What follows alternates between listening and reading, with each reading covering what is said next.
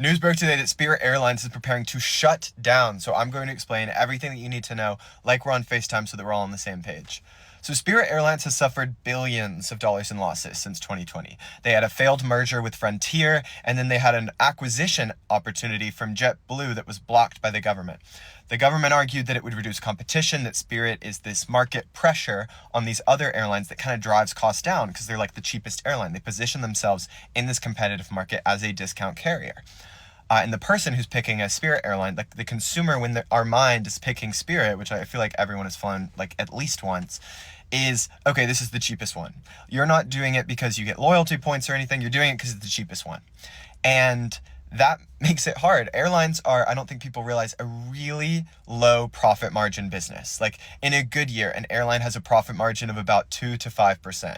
Now, that's in a good year. We're probably in a terrible year for airlines. Why? Well, the government has shut down, that closed TSA for a while. Then there was a dispute about Homeland Security funding, which shut down TSA for a long time. That led to long wait times and difficulties. And there's just lots of things that an airline can't control that they have to just roll with the punches. But they already don't have a lot of profit margin. So they don't have a lot of wiggle room to roll with those punches, but they have to.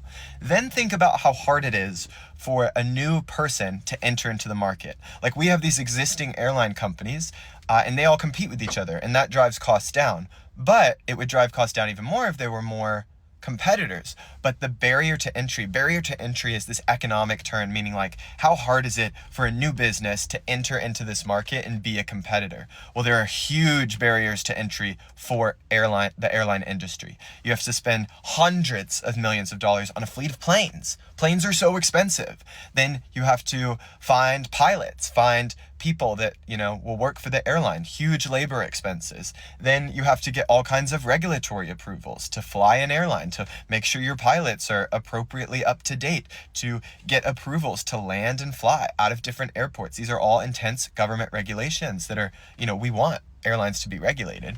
Then you have to engage in tons of marketing expenditures because people don't want to fly on an airline that they aren't super familiar with. Why? Because you're going on this giant plane in the sky. You want to feel safe. Then you also have to deal with all these marketing expenditures because people get really loyal to different airlines. That's why airlines have such strong credit card programs, have mileage programs, because it's hard to differentiate yourself in that market. The only one of these major airlines that tries to differentiate itself kind of successfully is Delta, by positioning itself as kind of like a premium airline. But I don't think any of us get on a commercial airline and are like, this is so nice, this is so great. They're all kind of rough, but that's partially because the profit margin is so low.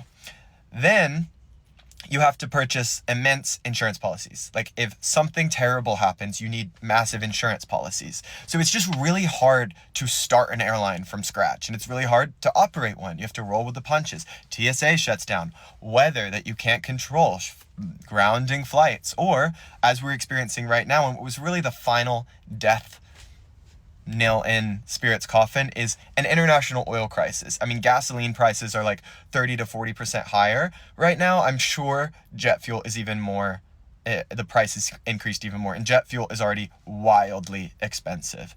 And so Spirit was just in a tough place. It was unclear how they could continue going. And again, it's difficult to differentiate yourself in the airline market. Like, why does someone pick one airline over another? Well, it's really just like, what airline do you start flying? When you're like the first one that you start flying, what airline is like, has a hub in your town so that you can fly wherever you want to go. And then also, Spirit is a budget airline, and the American economy just isn't great right now, especially for working class people. So the people that would fly Spirit versus maybe would fly like Delta, United, like the client is different. Like Spirit is younger people who don't have a lot of money. It's like someone who doesn't fly that much and just doesn't have a loyalty program with another airline, so it's picking that one. Their market, their client was the highest hit, their consumer. And so that airline's going to shut down, and it could lead to an increase in prices from these other airlines that are already increasing prices because jet fuel is so much more expensive. And we all like to complain about airlines, and I get it. Like, airlines suck, commercial airlines suck. Normally, like, the service is rough, or like if you pay for a lounge or your like credit card gives you access to a lounge, it's always crowded, the food always sucks. But it is just a hard business to make money in, and it's a hard business to enter, and that reduces competition because it's not prone to have lots of competition. If you want to open a coffee shop, the barriers to entry are much smaller. It requires less capital expenditures. Capital expenditures are what you need to like grow your business, start your business. And they're just much higher for that airline. And I think people tend to romanticize like a past era of airlines and how nice they were like decades ago. But that's not really realistic because decades ago, working class people, even middle class people, couldn't afford to fly. They look so nice in the past because they were a purely luxury thing. Most Americans will fly now at some point in their life. Most Americans will fly many times. And that's because the price as a percentage of our income, like the average income today versus 40 years ago, the price per ticket is a much smaller percentage of your income. And so that's because seats are tinier. There's less good service there. The aesthetic is just not as glamorous as it used to be. But that's partially because now it's more accessible. A lot of things, the price is driven down. And even though things feel tighter, there's certainly things to complain about in the economy and like the struggle, and there's always going to be something to complain about with an airline, but at the end of the day, it's a tough bit.